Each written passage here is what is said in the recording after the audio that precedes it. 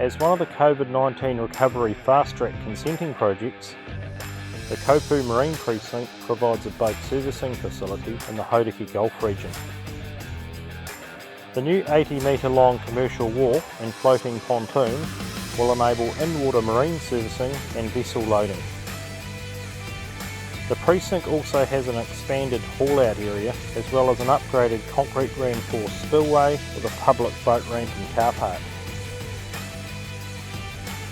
Built over part of the silt trap running from the original jetty adjacent to the Waihau River, this combination of hard sand and estuarine silt required significant stabilisation to support the new infrastructure and to bear the weight of large cranes required for construction of the pontoon and jetty. To reinforce and stabilise a working platform, DuraForce AS410 was specified across both the hard sand and silt trap areas to separate the aggregate from being layered into the silt surface. DuraGrid X4040 was also added to reinforce and stabilise the Gap 65 aggregate layer. Cirtex heavyweight geotextile was placed beneath the rock revetment area as the new ground was extended into the river.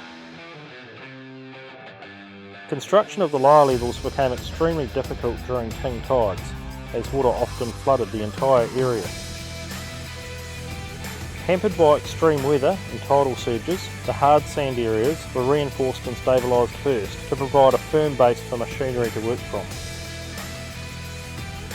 Once DuraForce AS410 and DuraGrid 4040 were placed, the base was supported enough to begin building the car park pavement with the Tenax 3DT stabilisation layer.